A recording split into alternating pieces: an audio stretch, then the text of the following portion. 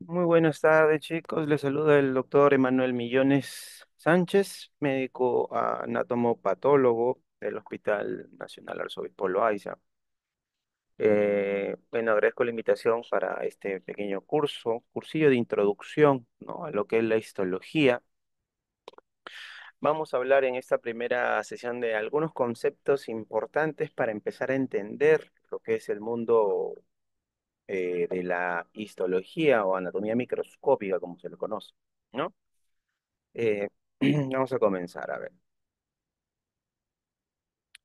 ¿Cómo entendemos nosotros la histología o cómo se debe entender de cara a llevar el curso y posteriormente, ¿no? Porque este curso es base para otras asignaturas. Es una rama dentro de todas las ciencias anatómicas que se dedica al estudio de los tejidos, ¿no? Logos es estudio, histo es tejidos. Y esto siempre ayuda, ¿no? A revisar las raíces de las palabras. Eso te va a ayudar mucho durante la carrera, ¿ok? Siempre te va a ayudar al menos a tener una idea de una definición, al menos la más elemental, te va a ayudar. Siempre recordar esto, ¿no? La etimología, te va a ayudar bastante, ¿no? Bueno, en el caso de histología, estudio de los tejidos, en este caso animales y, bueno, tanto animales como plantas, ¿no? Nosotros nos vamos a centrar más en el tejido humano, obviamente, ¿no? Que es un tejido animal. También se le conoce como anatomía microscópica, es un término mucho menos usado, pero de cara al curso de anatomía que ustedes van a llevar o no han llevado, no sé, el curso de anatomía, ese sería anatomía macroscópica, ¿no? El que se hace con los cadáveres en los anfiteatros. El término es macroscópica porque obviamente no requiere pues el uso de un microscopio, sino solamente se puede ver con la a simple vista, ¿no? En cambio aquí no necesitamos el uso de este equipo que es el microscopio, entonces por eso se llama anatomía microscópica, ¿no? Entonces se busca eso, estudiar la estructura microscópica del organismo, los aspectos funcionales, y ahí es donde al intentar comprender cómo está estructurada cada tejido, sus células, los diferentes elementos que la componen, podemos nosotros entender cómo funciona, ¿no? Y es por eso que esta rama de las ciencias anatómicas no es aislada, ¿no? Se relaciona con otras áreas, entiéndase biología celular, fisiología, importante, ¿no? Entender cómo está estructurado cada tejido para poder entender su función en el organismo y posteriormente poder entender su disfunción o su patología. La embriología que permite, engarza muy bien porque a nosotros entender cómo es que se va formando los diferentes tejidos, podemos ir intuyendo su estructura, ¿no? ¿Por qué están dispuestos de tal o cual forma? La anatomía macroscópica, bueno, ya lo que les comentaba, ¿no? Se refiere al estudio de los cadáveres, del cuerpo humano en sí mismo, de forma, ¿no?, a simple vista. Está unido también con la histología, en el sentido de que uno tiene que entender de qué tejidos está formado cada órgano, porque los órganos están formados por tejidos, eso también es otro concepto, ¿no? Los tejidos por células y matriz, que ya ahorita lo vamos a comentar, ¿no? Y la anatomía patológica, bueno, que es también lo que se conoce como patología, que ya lo llevan ustedes más adelante, histología es base para entender patología. Si no entiendes histología, olvídate, no vas a entender patología, ¿ya? Entonces, es por eso importantísimo, así, importantísimo entender bien la histología. Repito, si no entiendes o no manejas los conceptos básicos de histología, no vas a poder manejar los conceptos que se ven en patología o anatomía patológica, ¿ya? Hago este énfasis en anatomía patológica porque también se entiende patología como la patología clínica, que es otra rama. Ya, eso ya estamos hablando de especialidades médicas que, bueno, eso ya más adelante se los podré comentar en otra oportunidad. Pero ahorita hablemos de histología es base para la anatomía patológica o patología general, que es el curso que llevan ustedes más adelante, ¿no? Y que es prerequisito. Bueno, como ven ustedes aquí, se usa el microscopio, se usan las láminas otros dicen las muestras, ¿no? Le llaman así, pero bueno, es un término más correcto son las láminas histológicas, ¿eh? Entonces, ¿qué es un tejido? Muchos dicen, ah, es un acúmulo de células. No, no es una definición correcta. Decir que el tejido solamente es un conjunto de células no es exacto porque no solamente es eso, ¿no? Es un conjunto complejo de células que puede ser de uno o varios tipos, ¿no? Por ejemplo, y uno muy bueno de los ejemplos que hay es el tejido conectivo, que tiene varios tipos celulares. Vamos a verlo más adelante que se distribuyen de una manera. Las células pueden estar, pues yo puedo tener en un contenedor varias células, pero de no distribuidas adecuadamente, eso no va a ser un tejido, ¿ya?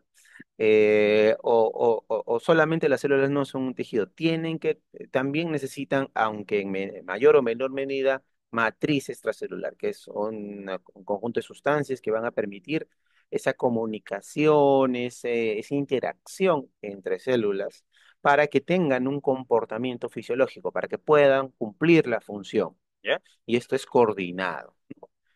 Generalmente, y ese es dato importante, tienen un origen embrionario común, ¿no? Hay tejidos que, dependiendo de la capa embriológica, podrán nacer de una sola capa, o algunos, como dices, generalmente hay algunas células que vienen de otras capas a complementarlo, ¿no? El mejor ejemplo hay varios ejemplos, ¿no? La piel, tejidos, tubo digestivo, etcétera, tienen algunas células que vienen de otras capas embrionarias. Pero el concepto clave es que es un material biológico que está compuesto por células, por matriz extracelular, pueden ser de uno o varios tipos, y que están coordinadas, tienen un comportamiento coordinado, requieren interactuar entre sí para cumplir su función, ¿no? Tienen un comportamiento fisiológico o función, ¿ok?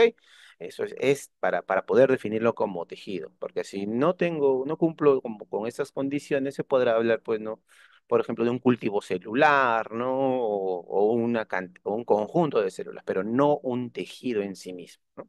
Y la raíz histo viene de eso, ¿no? Por eso el estudio de los tejidos es la histología. Muy bien. Entonces, para nosotros estudiar la histología, para nosotros poder hacer la evaluación de los tejidos, yo lo que necesito, antes de cualquier cosa, es la lámina histológica. ¿Ya?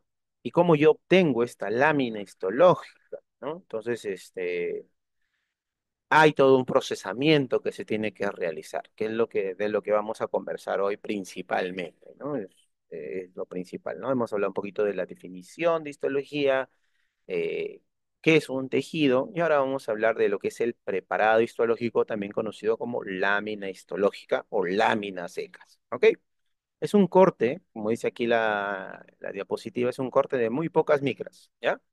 El tejido se coloca sobre este corte se coloca en la lámina, también con los lámina porta objetos, que sería un nombre más correcto, porque porta pues el tejido y debe estar coloreada y cubierta por una lámina cubre objetos, que también se conoce como laminilla, ¿no? Para poder, en un intento de simplificar los términos, dice lámina y laminilla, ¿no? Bueno.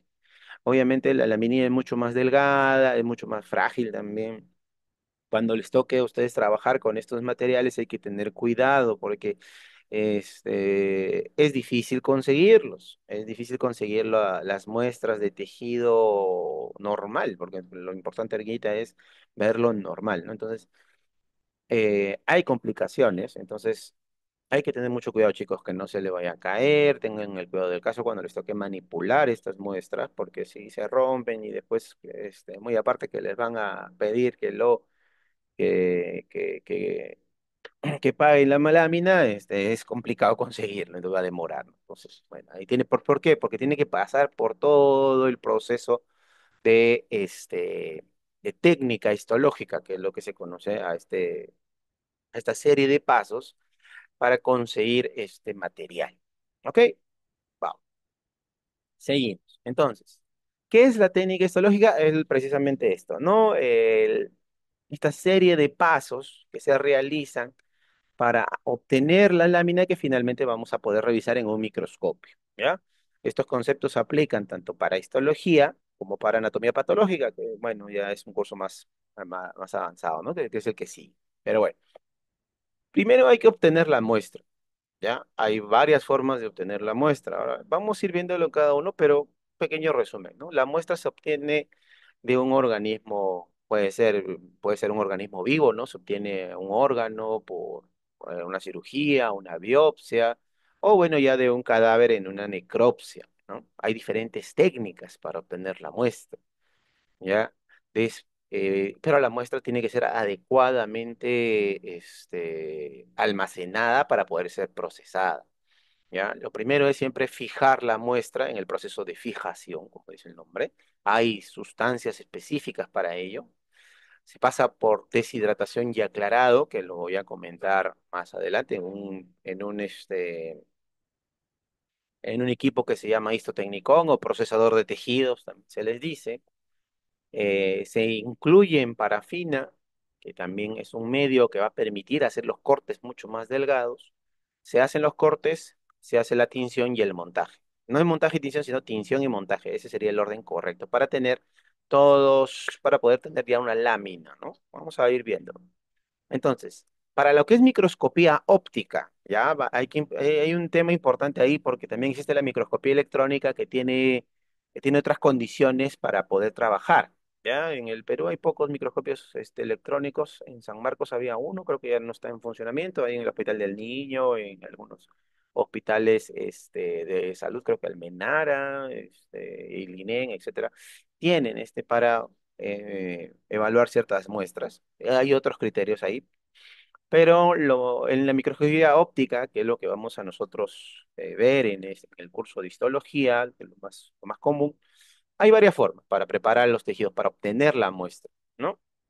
¿Cómo se puede obtener? Mediante un frotis. El mejor ejemplo es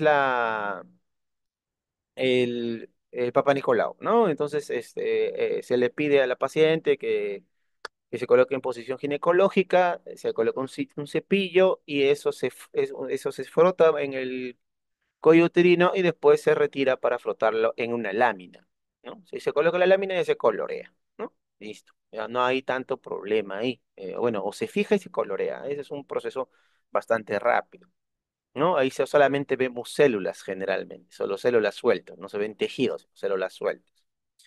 Aspiración o lavado de la misma manera, ¿no? En la aspiración se introduce una aguja, como vemos aquí en la foto de aquí abajo, se introduce una aguja para aspirar, o sea, aspirar con el émbolo, ¿no? Se aspira un líquido, que puede ser un quiste que pueda tener una persona, un bulto, etcétera, se busca y eso también se puede extender en láminas, se fija, y ahora vamos a explicar bien a qué se refiere eso con fijación y se colorea para poder verlo. Y también se ven células sueltas, no se ven tejidos. La punción o aspiración con aguja fina es la misma idea. La impronta ahí sí no se aspira, se toma un tejido sólido, o sea, una muestra sólida, por ejemplo esto de acá, y se coloca sobre una lámina portaobjetos y ese tejido suelta algunas células. Solamente toca, no, es como si estuviera haciendo un sello, ¿no? Como si tomara esto como un sello y lo coloco en la lámina y hago varios toques para que el tejido suelte células y esas células yo las pueda evaluar. Eso también se evalúa células. En el caso de biopsia, cirugía y necropsia, ahí es diferente porque estamos ya tomando tejidos propiamente dichos y eh, hay diferentes formas de biopsiar, ¿no? Pueden ser biopsias incisionales como estas de aquí, en las que yo coloco una aguja muy gruesa, por cierto, aguja gruesa, y obtengo todo un cilindro como si fuera un pequeño fideo, que eso sí ya lo tengo que fijar rápidamente también, para poder trabajar. Este es un buen ejemplo, es las muestras de mama, ¿no? El tejido mamario se biopsia de esa manera. No es el único, hay otros sitios donde puedes biopsiar ahí, de esa manera. La cirugía, bueno, una operación, ¿no? Lo que hacen los cirujanos generales. El mejor ejemplo, pues, la apendicectomía, la colecistectomía, gastrectomías, etcétera, que se pueden realizar para obtenerlo diferente, ¿no? Por diferentes circunstancias, generalmente patologías, ¿no? Y se aprovecha ahí, por ejemplo, es un caso bastante común, eh, se toma la muestra patológica y se busca en áreas normales, áreas que no estén afectadas para poder tomar tejidos de ahí y poder usarlos en histología para la docencia, ¿no? También se puede tomar, no necesariamente de humanos, también se toman de animales, cuando son sacrificados por diferentes razones. El mejor ejemplo son los ovarios, ¿no? Ovarios se suele tomar de conejo, de gato, de gatitos, como ellos los esterilizan, se suele guardar eso para histología porque es mucho más fácil de ver las diferentes fases de los ovocitos en esos animales.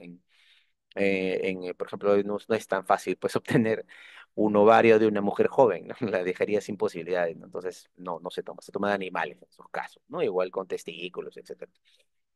No es muy común tomarlos de humanos.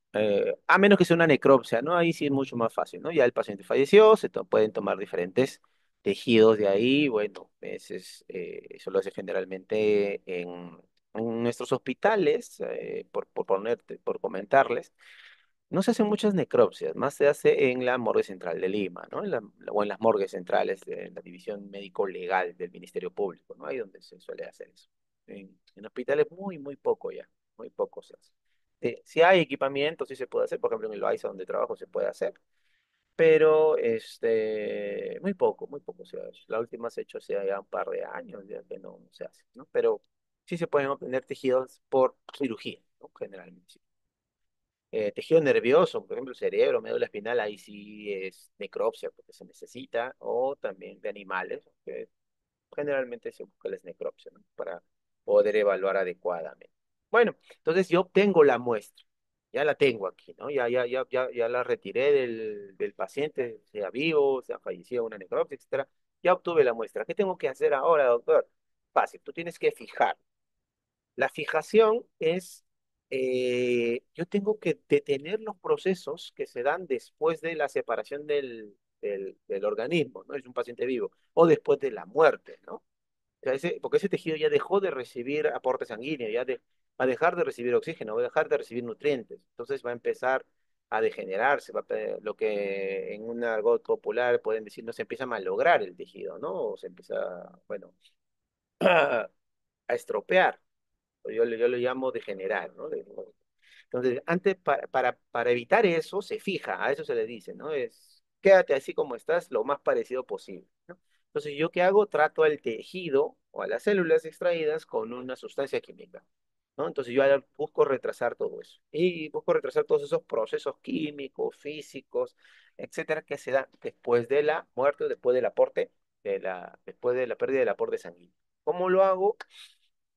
Principal es el formol, el formaldehído al 10%, ¿no? Se vende pues al 40% y ya se diluye.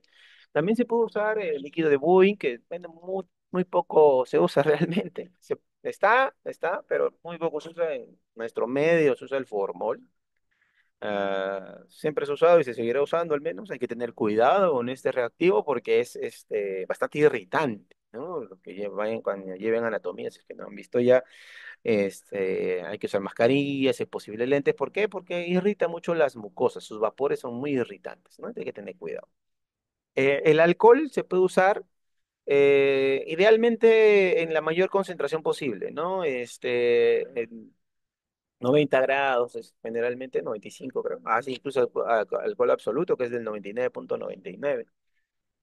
Que también, pero también se puede usar como fijador, pero ese es para citología, en lo que hablaba hace un momento, ¿no? Del frotis, de los aspirados con aguja fina, ahí se usa el alcohol, ahí se puede usar el alcohol, porque penetra rápidamente y se seca rápidamente.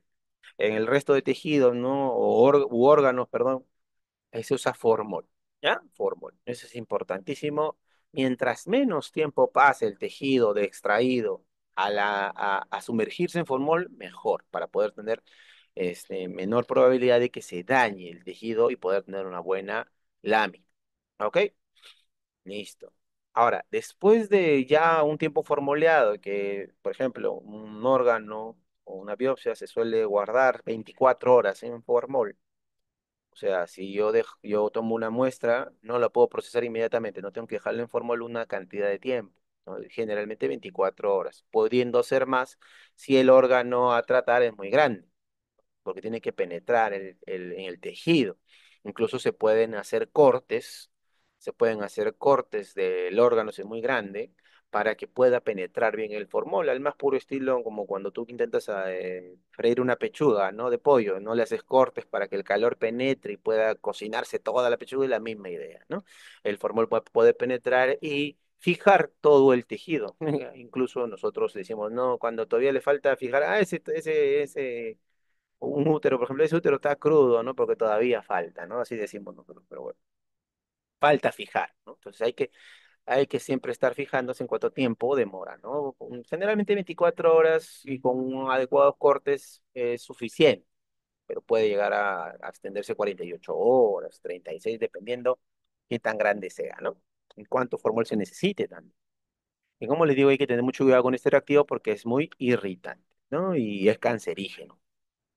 Es cancerígeno. Bueno, una vez que ya se fijó el tejido, se toman los cortes, se toma un fragmento del, porque no se trabaja con todo, pues, ¿no? Si es un órgano muy grande, no. Si es una biopsia pequeñita, pues se puede usar. Se toman los cortes y eso sí tiene que pasar por un procesador de tejidos que se conoce como el histotecnicón, que es este de acá, que puede tener esta forma así redonda, o puede ser esta forma, este histotecnicón vertical. Por ejemplo, en mi servicio, en mi hospital tenemos los dos. Este es mucho más antiguo, es mucho más, también un poco más riesgoso de trabajar con él porque libera vapores al ambiente, este de acá no, de los diferentes reactivos que se usan. Principalmente, ¿qué se usa? Se usa el alcohol, ¿ya? ¿Por qué? Porque yo lo primero que tengo que hacer es deshidratar al tejido. Tengo que quitarle todo el agua posible para que después sea reemplazada por parafina y tenga la dureza necesaria para yo poder cortarlo muy, muy finito. ¿Ya? En un tejido sólido, pues no estamos hablando de algo más sólido, un apéndice, una vesícula, un hígado, etcétera. Entonces, para deshidratarlo, ¿cómo se deshidrata? La mejor forma de deshidratarlo con alcohol, ¿ya? Entonces, yo voy pasando el tejido por alcohol a mayor concentración, de menor a mayor, poco a poco, o sea, de 50 a 100%, al 99,9 realmente, por diferentes tiempos, ¿ya? Entonces ahí ya deshidraté el tejido. Después hago el aclaramiento. El aclaramiento se le dice porque el tejido tiende a perder su tonalidad, se vuelve más, más claro, por eso aclaramiento. Al tratarse con silol. ¿Y el silol qué es? Es una sustancia que es tanto miscible con agua como, perdón, con alcohol, como con parafina. Entonces es un puente que va a permitir que después la parafina fundida pueda penetrar adecuadamente en el tejido y darle la dureza que necesita para poder cortarse. ¿Ya? Entonces todo este procesamiento se hace en estos equipos, como te comentaba, ¿no? Estos tarros que están acá o estas como jarras que están aquí, en uno puede haber alcohol al 50, alcohol al 70, alcohol al 99, en otro silol y después parafina fundida. Entonces, aquí se sumergen todas las muestras, o sea, se colocan en unos casetitos especiales que tienen huequitos para que puedan penetrar las sustancias y se giran ahí por varios minutos, ¿no? O incluso horas puede ser. Después esto se levanta y pasa acá al siguiente y así y así, ¿no? Entonces, tenemos esta es una forma. En otro, aquí se van moviendo los reactivos en realidad. La idea es que pase por este tratamiento, primero por alcohol en grado creciente, ¿no? Primero 50, 70, 100, después por silol, ¿para qué? Para que finalmente la parafina pueda penetrar. Entonces, una vez que ya la parafina fundida a 60 grados, por cierto, necesitará 60 grados, que la parafina es, en un ejemplo muy burdo, es como la cera de la vela, que también tiene parafina. Obviamente, la parafina que se usa acá no es, pues, una cera de vela en sí misma, ¿no? Por la cera de la vela tiene otras cosas que se usan, pero es la misma idea, digamos. Es así. Obviamente la que se usa, la parafina que usamos para este procedimiento de tejido es purificada, no tiene tantos aditivos como le pueden poner a la vela que uno usa, ¿no? Bueno, en sus casas. Pero es la misma consistencia y la misma idea, ¿no? Entonces, esa parafina se funde a 60 grados, ¿ya? Se funde a 60 grados y penetra en el tejido. Ahora, una vez que pasó por todo esto, ya produciendo esta parafinización en el procesador, el tejido sale más endurecido, se pueda poder cortar, pero no tiene una forma que pueda entrar adecuadamente en lo que va a ser el micrótomo, que es donde se hacen los cortes. Entonces yo, un paso previo, necesito generar bloques, necesito generar un ladrillo donde va a estar embebido el tejido, ¿ya? La muestra que yo quiero sacar. Este tejido, como lo pongo acá, se incluye en parafina, así se le dice. ¿Ya? El tejido es sumergido en un pequeño recipiente, como un molde sólido, un molde de metal. Se coloca ahí y eso se llena con parafina hasta que esté totalmente sumergido. Y después se enfría. Entonces, cuando queda en el molde que es rectangular, el tejido que está dentro va a tener una forma como un cubo, ¿no? Entonces, eso sí es un ladrillito, es el ladrillo o bloque de parafina, a eso se le llama. ¿Ya?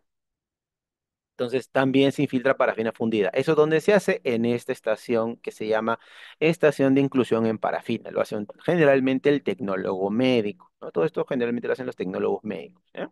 Salvo la extracción de la muestra que lo hace un médico, el médico cirujano, el médico especialista, de acuerdo al área, ¿no? Hay que tener mucho cuidado ahí. Una vez que ya salió el bloque, se enfría, porque tiene que estar muy, muy, muy frío. Se coloca incluso en una refrigeradora en la parte de arriba, no en una nevera, se coloca ahí, o se le coloca hielo seco también. Se puede hacer eso para que tenga la dureza adecuada y pueda ser colocado en micrótomo, un micrótomo de rotación. Hay otros de deslizamiento, pero bueno, micrótomo de rotación, que es este equipo de acá, donde ya acá está el bloquecito, ¿ven? Este como un ladrillo y adentro está el tejido. Entonces ahí eso se corta, se pueden hacer cortes de 5 a 10 micras, miren, este de aquí es. Esto de aquí es lo que se va a convertir más adelante en una lámina, ¿ya? Esto es lo que se va a convertir en una lámina. Esta pequeña como telita que sale, se coloca en un baño de flotación. O sea, se coloca en agua tibia, por decirlo así, se coloca en agua tibia, un baño María, y se puede ya colocar en la lámina, una vez que esté así suspendido en el baño María, ¿ok? Una vez que ya está colocado en la lámina, ya está montado en la lámina, a veces se puede decir montaje, un primer montaje, porque en realidad son dos montajes que se hacen, se colocan en la lámina porta objetos, este, ya podría verse el microscopio. No, ¿por qué? Porque los diferentes elementos que conforman al tejido, una, entiéndase las células, matriz extracelular, las diferentes células, las densidades ópticas que tienen son muy parecidas. Entonces yo necesito, para poder diferenciar y ver cada elemento, colorear ese tejido. Acuérdense que pasó por el aclaramiento también, entonces ha perdido sus propiedades de color. Entonces yo aprovecho ahí los colorantes más conocidos, que son la hematoxilina y la eosina, que son colorantes hidrosolubles, ¿no? Ahora, acuérdense que la parafina es hidrofóbica, entonces se hace un tratamiento para retirar la parafina y colocarle los colorantes, ¿ya? Que es lo que se conoce como teñido, tinción, ¿ya? Y de ahí se vuelve a deshidratar y ya se puede colocar la lámina cubre objetos, ¿no? Una vez ya coloreado. Ahora, ¿cuál es la coloración más utilizada? Hematoxilina eosina. No existe lámina, no existe tejido que no empiece por ahí, ¿ya? Siempre se empieza a colorear con hematoxilina eosina los tejidos sólidos, ¿ya? Van a escuchar que también existen otras coloraciones, el Papa Nicolau, Giemsa, porque por cierto, Papa Nicolau es un tipo de coloración, no es el procedimiento, ¿ya? Muchos piensan que le van a hacer un Papa Nicolau, inmediatamente piensan que es el cuello uterino, no necesariamente, ¿no? Porque si a un varón le toman una muestra de otro lado y le dicen, le vamos a hacer con Papa Nicolau, no, no es cuello uterino, pues, ¿no? ¿Por qué? Porque está haciendo referencia a los tintes que se están utilizando para colorear la muestra, ¿ya? Papa Nicolau es eso, la coloración. Pero bueno, lo que más se utiliza es hematoxilina eosina, ¿ya? Y el usar la hematoxilina eosina nos obliga a tener un par de conceptos bastante claros, que debemos tener claros de cara al resto de cara al resto del curso y el resto, y también en patología es importantísimo, ya no se puede hablar del color de la misma forma, ¿ya?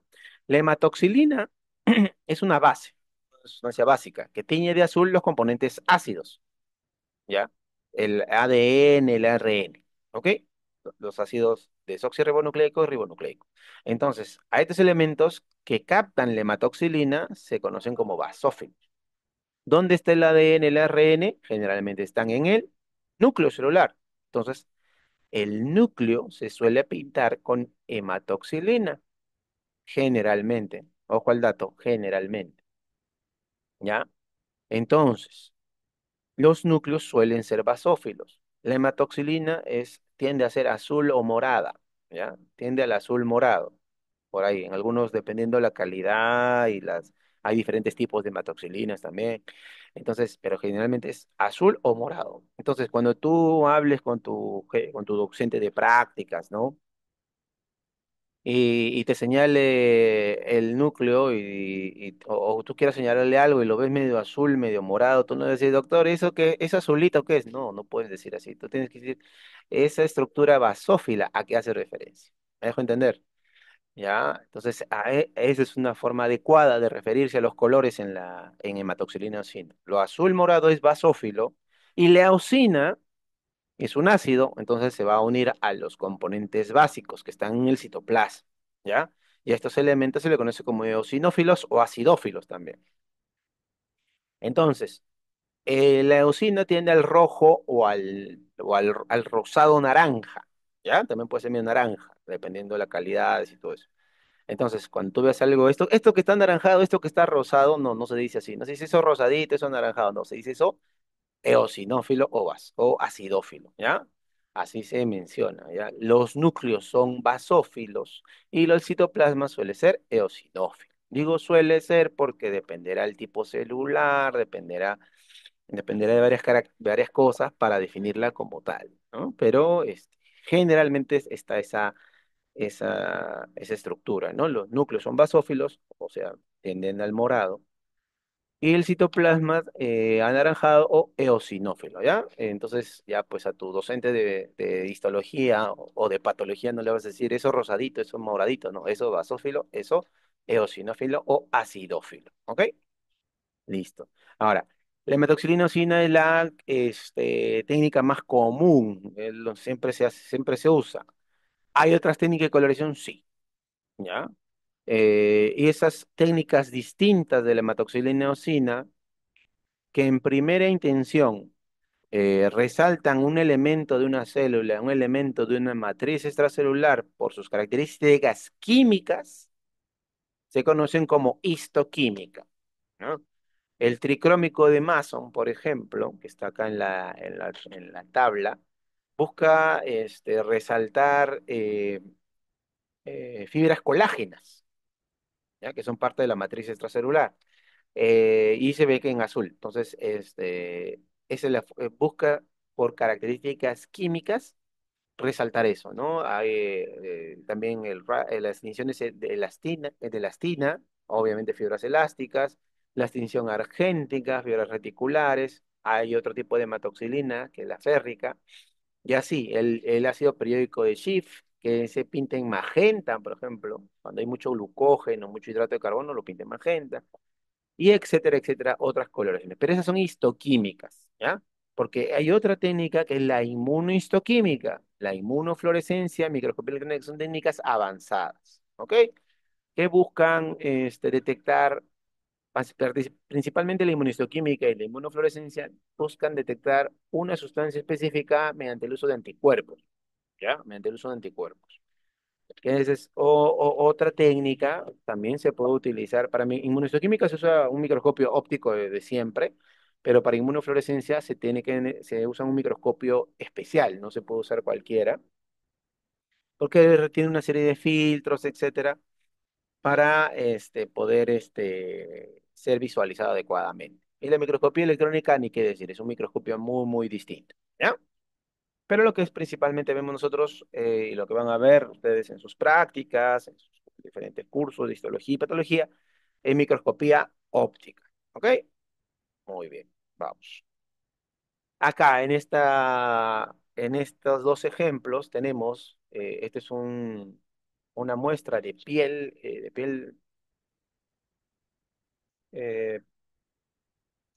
este es piel delgada. Ya después les voy a decir por qué. En donde encuentro estas células que tienen forma poligonal y vean, el citoplasma tiende al rosado. Eso es eosinófilo. Y esto de aquí es redondito, que ven aquí es el núcleo. Y eso tiende al morado. Eso es basófilo. ¿Ok? Igual acá abajo. Acá hay un núcleo de esta célula que es así medio ovalada. El núcleo también es ovalado, el núcleo tiende al morado, eso ya no se dice morado, se dice basófilo. Y aquí el citoplasma será eosinófilo. Vean ustedes que hay intensidades, ¿no? Miren, ese está como un poquito más oscuro que este de acá, porque hay diferentes características que vamos a ir evaluando. Y acá este es tejido muscular. Aquí, por ejemplo, veo varios puntos basófilos. Estos corresponden a los núcleos de esta célula muscular, porque una célula muscular tiene varios núcleos, ¿ya? Están hacia la periferia, o sea, están hacia afuera. Y miren ustedes el citoplasma que es muy eosinófilo.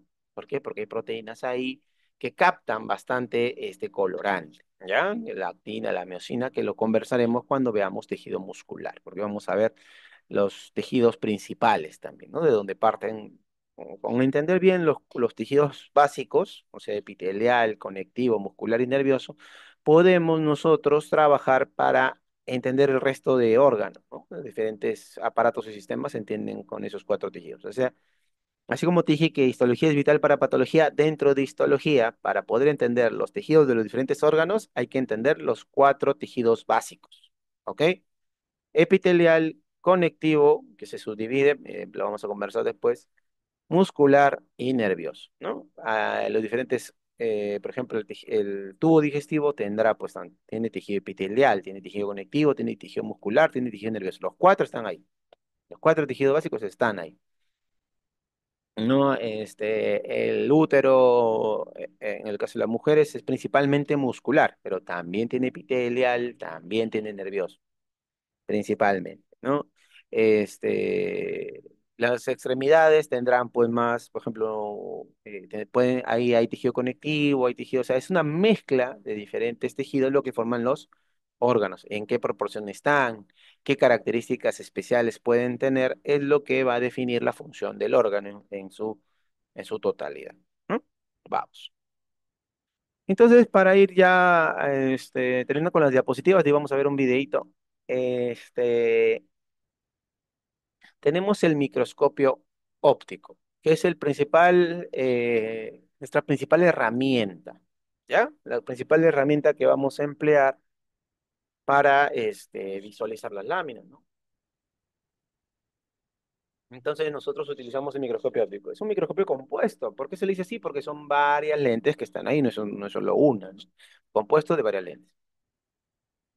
Hay varias lentes ahí que permiten alcanzar una magnificación. O sea, voy a aumentar lo que yo pueda ver con mi simple vista, ¿no? Se va a aumentar, se va a lograr la magnificación y vamos a tener una resolución adecuada. Tenemos varias lentes que hay que reconocer. Primero, la lente ocular, que es la lente, acuérdate así, ocular va a mi ojo, pues. Así, facilito. La lente ocular va hacia mi ojo, entonces esa lente es la que está más a donde voy a yo colocar mi vista para poder visualizar. Hay otras lentes que son las lentes del objetivo. ¿Por qué? Porque van hacia el objetivo, que es la muestra que yo quiero mirar. Esas lentes objetivos yo las puedo cambiar. Yo, al mover el revólver del microscopio, yo puedo alternar entre las diferentes lentes para lograr diferentes magnificaciones. Generalmente es un aumento por 4, el otro es por 10, el otro por 40 y finalmente un aumento por 100. ¿Ya? Son las cuatro lentes que generalmente tienen los microscopios más elementales. Si acá yo tengo por 4, por 10, por 40 y por 100, esa es la magnificación que me da esta lente. Pero también tengo una lente, la lente ocular que les mencioné hace un momento, ese da un por 10. Entonces, cuando yo mire una lámina acá por 10 y aquí por 4, estoy viendo por 40. Si yo cambio a la lente objetivo de 10, estoy viendo por 100, porque tengo que multiplicar por la lente que estoy viendo acá. Y si cambio la lente de 40 en el objetivo, lente objetivo de 40 por 10 angular, estoy viendo a 400 aumentos. Y si coloco la de 100 y acá por 10 estoy viendo a 1000 aumentos. Ahora, hay un tema con la de 100, ¿ah? Con la lente de 100. El aire tiene un índice de refracción, características ópticas, en el cual no hay problema para usar las primeras lentes, ¿no? 4, 10 y 40. Pero cuando uno usa la de 100, ya no se, el índice de refracción del aire normal, corriente, además de la humedad que pueda haber, si estamos en Lima, acuérdense que hay humedad, no se distingue, no se logra enfocar adecuadamente la lente. Entonces, requiere echar, en la muestra se coloca una gota de un aceite que se conoce de inmersión para que la lente en contacto con el aceite, o sea, la lente en contacto con el aceite y la muestra ya puede enfocar. Entonces, las lentes de 100 siempre va a requerir un aceite especial que se conoce como aceite de inmersión, que tiene las propiedades ópticas necesarias para poder utilizarlo y verlo bien. Ya, eso es lo que tienes que recordar. Después de esa lente ocular, la lente objetivo, que digo puede variar. Está la otra, la lente condensadora, que esta es la que recibe la luz de la fuente, que pues una lámpara, un foquito, un LED, etcétera, y lo concentra en la muestra, en el punto donde yo voy a visualizar, donde va a estar la muestra y la lente objetivo. ¿Ok? Esas son las principales características, pero ahorita vamos a ver todo lo demás. Mire, los oculares, como les comentaba, es lentes por donde se observa la muestra, generalmente tiene un aumento de 10, ya lo dijimos, 10 veces. Estos oculares están unidos al cabezal, ¿ya? Aquí esto se llama este es un cabezal, ¿no? Por ejemplo. Que va unido al tubo, que en un extremo tiene, bueno, cabezal o tubo, y esto se une al revólver. El revólver es esa estructura giratoria donde se encuentran las lentes objetivos que ya comentamos que puedan ser, ¿no? De 10, 40, tiene que, bueno, dependiendo de lo que te vayan. Hay una más de 4, hay otras de 2X. Se pueden cambiar las lentes, entonces ahí dependerá, pero generalmente es 4, 10, 40 y 100. ¿Ya? Esas son las medidas más estándar. Ahora uno puede cambiar por otras medidas, sí, obviamente, ¿no? Después está el brazo que sostiene todo el microscopio y que generalmente de ahí es de donde se debe sostener para levantar el microscopio, tanto del brazo como de la base, para evitar pues que se golpee, porque acá adentro hay una serie de lentes que las lentes están en una angulación específica. Si el microscopio se golpea, se mueve mucho, puede alterarse y ya no se va a ver adecuadamente. Por eso hay que tener cuidado a la hora de manipular estos equipos. Además de ser costosos, son delicados. ¿Ok? Bueno, después está la platina, que es la estructura donde se coloca la muestra. Esto se llama platina. Y están dos anillos que son importantes recordar, el macrométrico y el micrométrico. Eh, el macrométrico es un primer ajuste un tanto grosero, no es tan fino como el micrométrico, pero permite, para no dar muchas vueltas antes de llegar a una altura de la muestra en la que yo pueda visualizar, en lo que se conoce como enfocar. Yo tengo que mover la platina de arriba hacia abajo para poder que pueda enfocar de acuerdo a los aumentos que he colocado y también a la medida que yo pueda tener de mis ojos, ¿no? Porque hay gente que puede usar lentes y gente que no, y bueno, requiere este, diferentes medidas. Bueno, entonces el macrométrico da un primer ajuste y cuando ya más o menos está ajustado, todavía me falta ver con mayor nitidez, recién uso el micrométrico, ¿ya? Recién se usa el micrométrico, que es el segundo, que suele ser el más externo, ¿ya? Y esos son los dos anillos que se utilizan. Después tengo la fuente de luz y el condensador, la lente condensadora que está justo debajo de la platina, y la fuente de luz, que es un foco, pues, ¿no? Que puede estar controlado la parte electrónica y emite la luz, ¿no? Se pueden usar tanto halógenas como filamentos o incluso LEDs, que ya ahora ya se utilizan LEDs generalmente. Antes se utilizaba, no había una fuente de luz como un foco aquí. Lo que se tenían los primeros microscopios, los más antiguos, con los que yo, por ejemplo, llevé el curso, tenían todo, tenían esta parte, tenían un solo ocular, en lo que se conoce como monocular. Por ejemplo, este de aquí es binocular porque tiene dos oculares. También existe el trinocular, ¿ya? Que no es para alguien con tres ojos, sino es para que en un tercer, entre comillas, ojo, o un tercer ocular, puedas colocar tú una cámara, ¿ya? Que pueda ir pues hacia a una PC o una laptop y tú puedas tomar fotos de lo que estás viendo o puedas visualizar en vivo lo que estás viendo en una pantalla, en un monitor, ¿ya? También existen cabezales, o sea, microscopios que tienen más de una cabeza, por decirlo así. Tienen un tubo y pueden tener un cabezal adicional para que dos personas o hasta cinco en un pentacabezal, que son cinco personas, puedan ver lo mismo al mismo tiempo, ¿no? Generalmente cuando hablamos de docencia, ¿no? Pero la fuente de luz, como les comentaba antes, era un espejo nada más y tú tenías que buscar o sea, había un fluorescente a un lado donde tú ya tenías que jugar con el espejito para que refleje la luz que venía del fluorescente hacia la lente condensadora, ¿no? Y eso también ahí tiene un regulador para ver cuánta cantidad de luz va a entrar, etcétera, etcétera. Ahora ya, bueno, los microscopios ya más son modernos y ya vienen con un foquito, vienen con una parte electrónica que controla eso. Puedes graduar la intensidad de luz del foquito, aparte de la cantidad de luz que entra. Sí, es un poquito más sofisticado y mejor, pues, ¿no? Porque no estás dependiendo, pues, de la luz externa para poder alimentar a tu microscopio. Eso es lo principal. A ver, ya. Y bueno, ya para ir terminando, les recomiendo mucho revisar este video. Si no lo vemos ahora.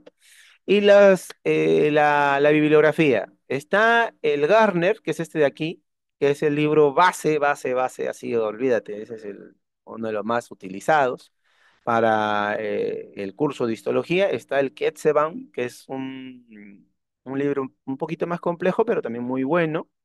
El Weather, que yo lo recomiendo si ya leíste algo de esto, porque este es un resumen, chicos, ¿ya? El Weather es un resumen. Y las flashcards, bueno, si puedes conseguirlas, consíguelas. Pero hay otros que deciden, no, mejor yo me hago mis flashcards. ¿Qué es una flashcard? En un lado tengo un gráfico, que puede ser el dibujo del tejido. Yo jalo numeritos, jalo flechas, y al lado posterior de la tarjeta, y ya tengo toda la descripción. Entonces yo en un lado voy viendo, a qué corresponde el uno, a qué corresponde el 2, y voy repasando, voy memorizando, ¿no? Esa es la idea de las flashcards, ¿eh?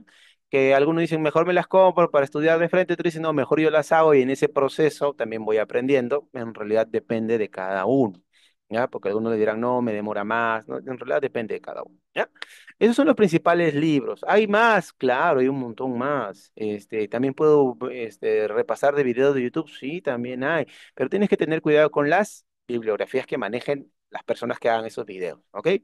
Yo te recomiendo leer siempre del libro, revisar tu resumen, escuchar bien las teorías. Y ahora vamos a ver este videito que es el diario de una biopsia que, mira, por ejemplo, va a anatomía patológica, pero en realidad aplica este, para todas las muestras, para lo que es histología, ¿no? A ver, vamos a... Confírmenme, chicos, si se escucha el audio del video, ¿ya?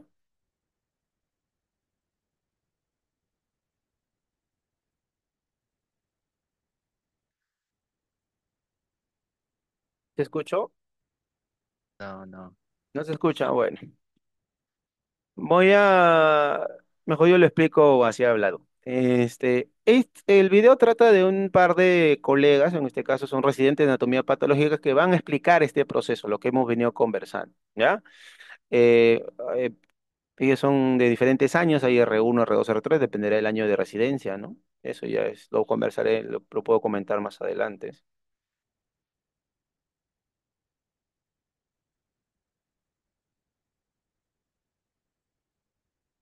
Mm, a ver, ya. Lo que ahorita están comentando es con respecto a los procedimientos, ¿no? Por ejemplo, las biopsias incisionales toman muestras pequeñas y siempre la idea es obtener un diagnóstico. En nuestro caso es obtener lo que les comentaba, ¿no? Obtener la muestra para poder dar un resultado.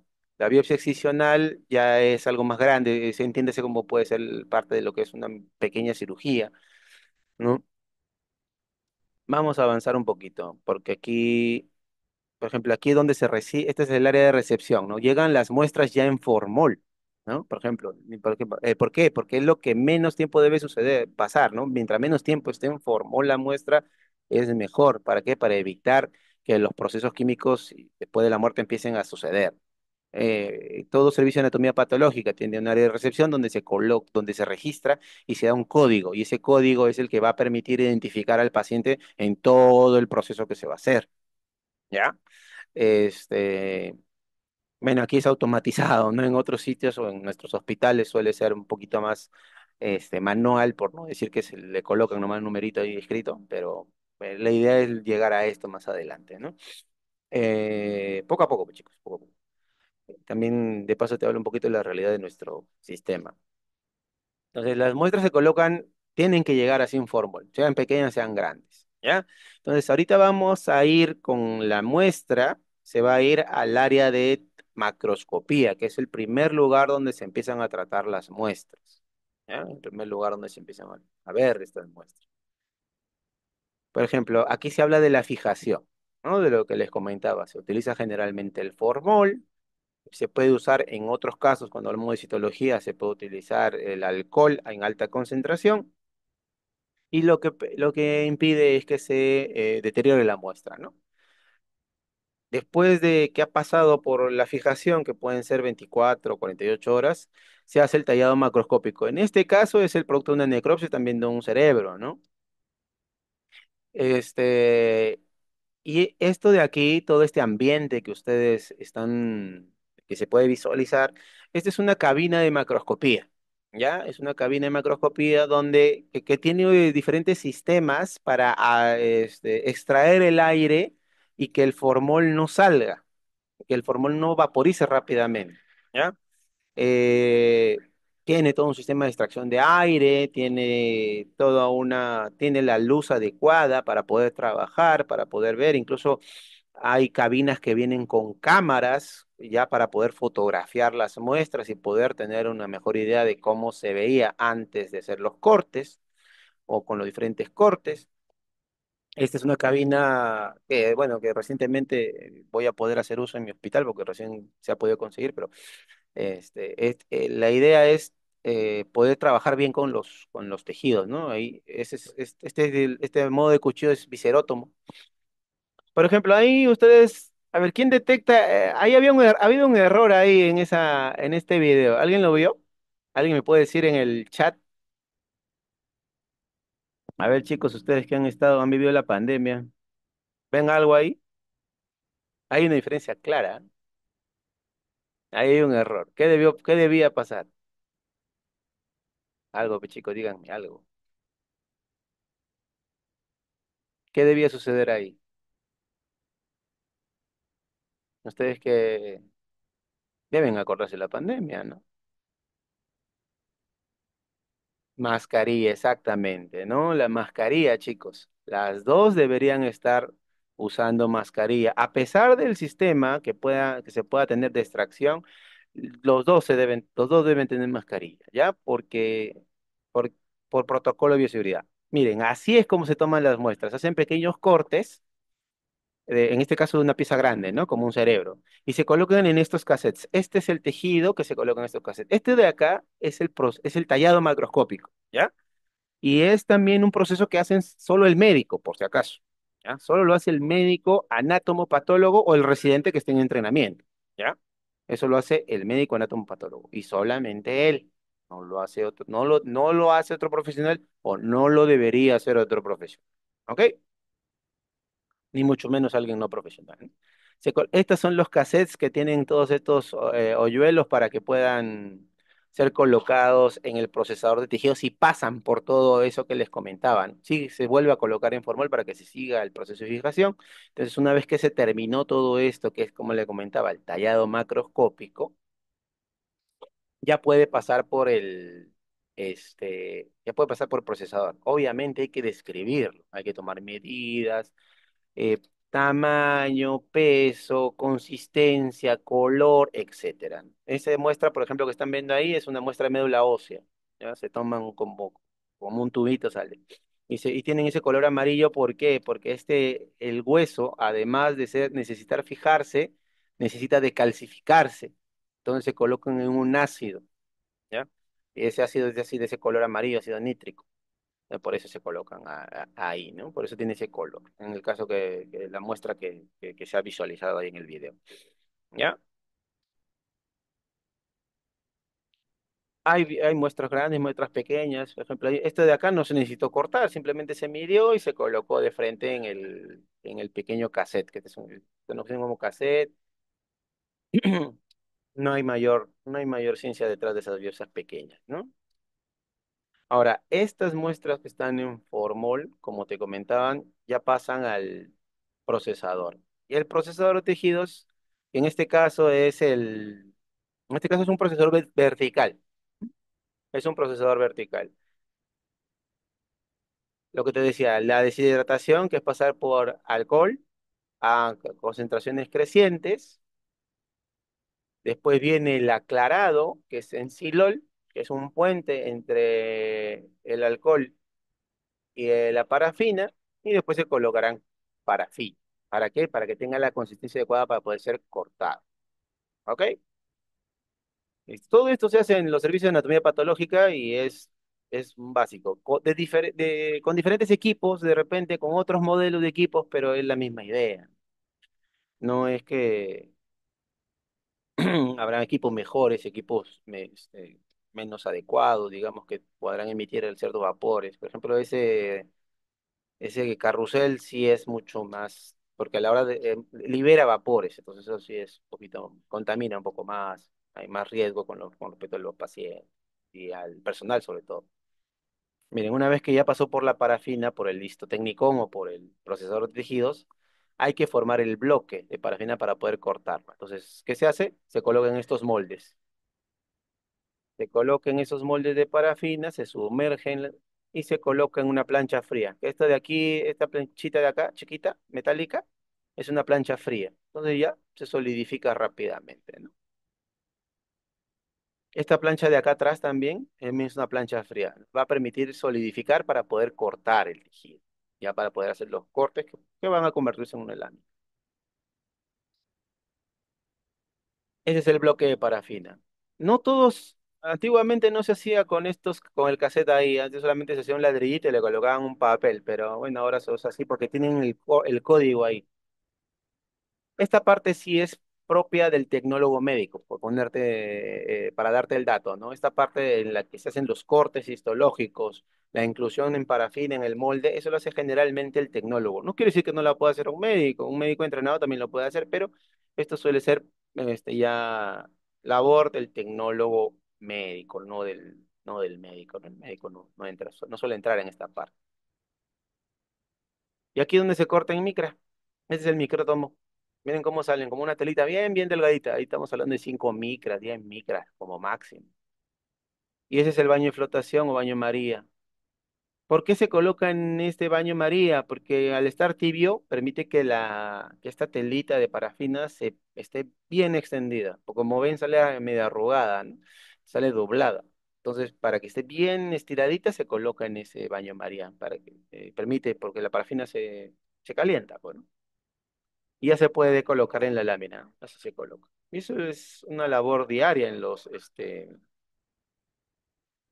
servicios de anatomía patológica, en los laboratorios de histología, en las universidades. Es una labor bastante común.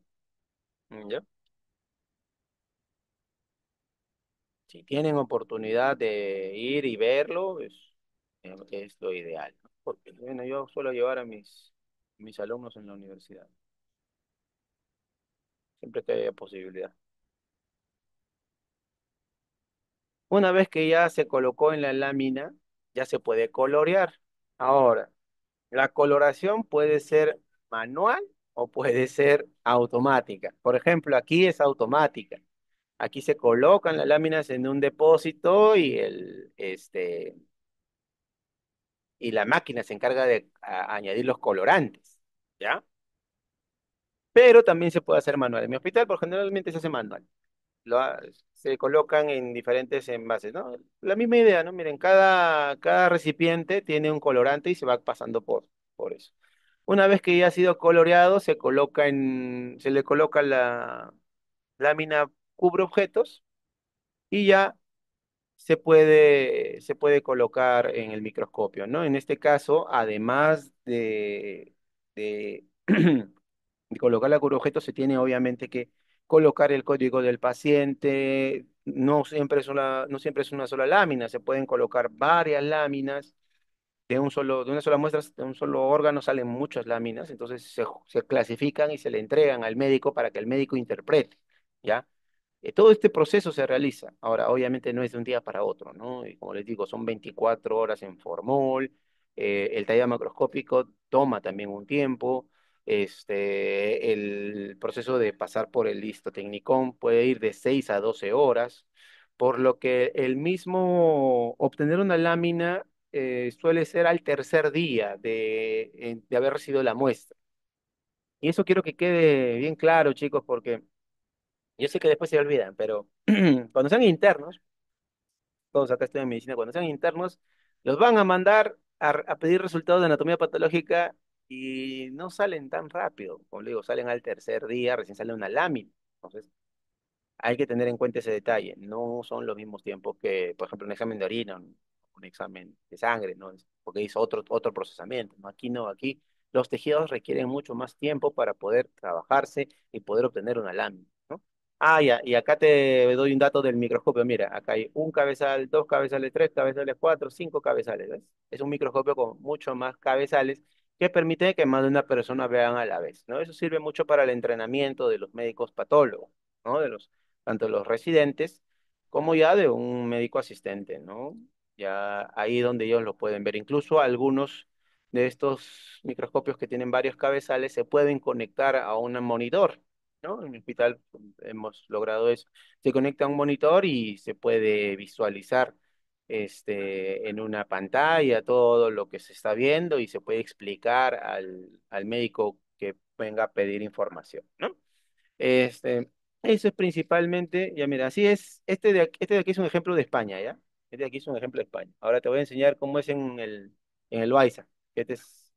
Bueno, este es en el Hospital Loaiza, ¿ya? O sea, más aterrizado a la realidad peruana, ¿ya? Acá es la misma figura, ¿no? Aquí tenemos al personal que está trabajando este es el micrótomo, ¿ve? Este es el baño María, la misma idea. Esta es la cabina.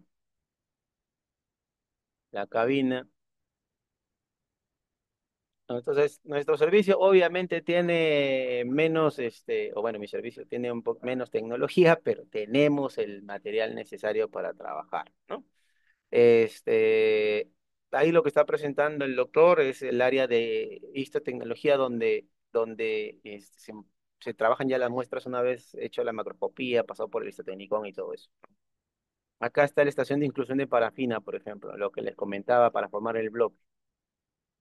Esta área esa es la mesa de necropsias, ¿ya? Aquí en el hospital está la mesa de necropsias y aquí está la médico residente tomando va a tomar las muestras, o sea, está haciendo el tallado macroscópico. En el tiempo en el que hice este video no teníamos la cabina, ¿ya? La cabina de macroscopía que tiene todos los sistemas, que tiene todo, no lo teníamos, ahora ya lo tenemos. Poco a poco se va consiguiendo, pues, ¿no? Se va haciendo las mejoras, ¿no? Y acá es donde se toman las muestras, acá están los códigos que se utilizan, los mismos cassettes. El mismo cassette. Y de ahí pasa por el proceso que ya les comenté de listotecnicón. Acá se forman los bloques de parafina. Y allá está el micrótomo. Y la coloración es manual en el servicio, por ejemplo. O sea, hay una persona que tiene que estar ahí, no se colocan en una máquina.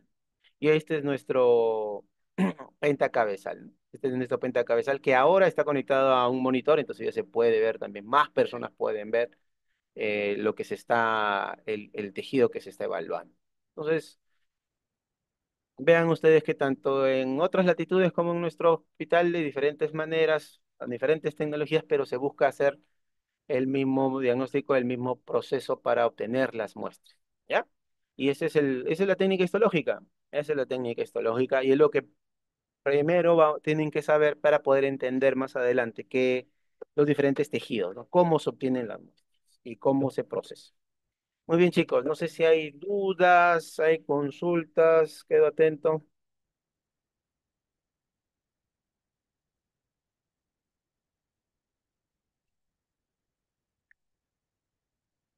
¿No hay?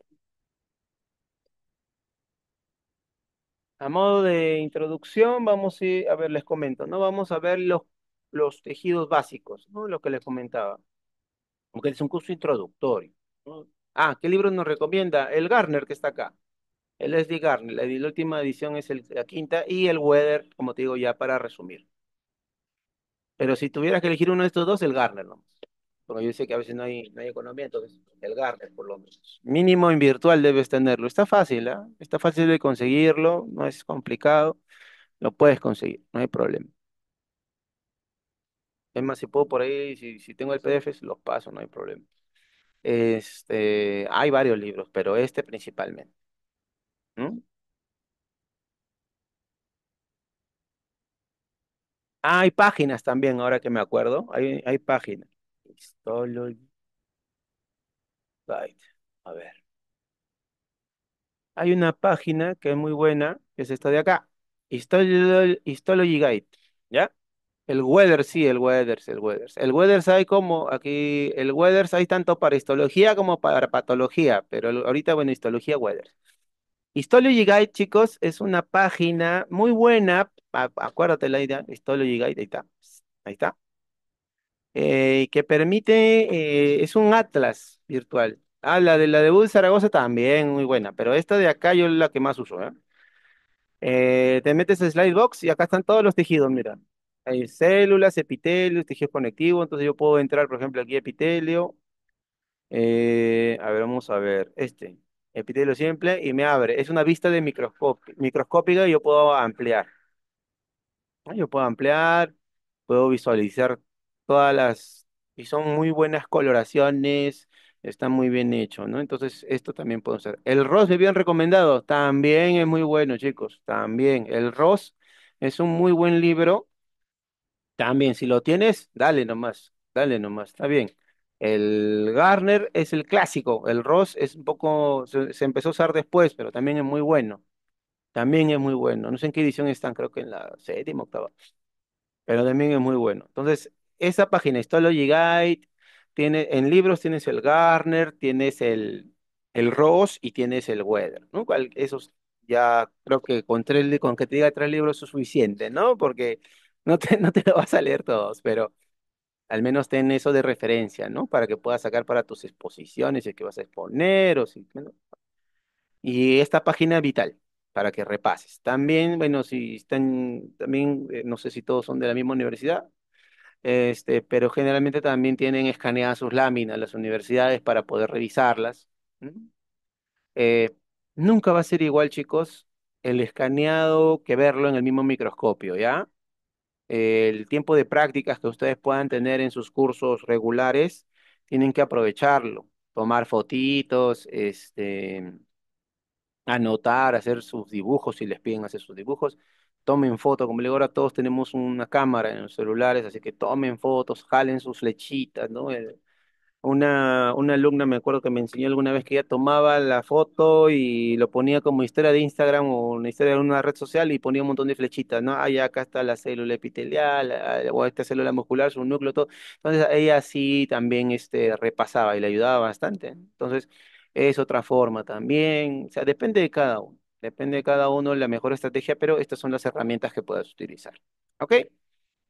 Listo. ¿Hay algún otro comentario?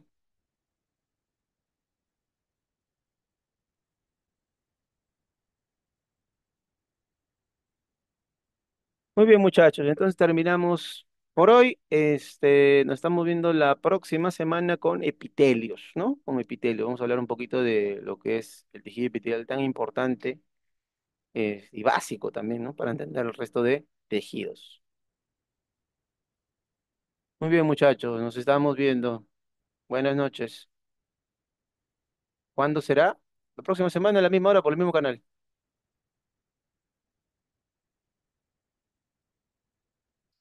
Sí, utilicen el mismo link que se les ha dado. Con ese mismo link vamos a entrar a todas las reuniones. Listo, muchachos. Nos vemos.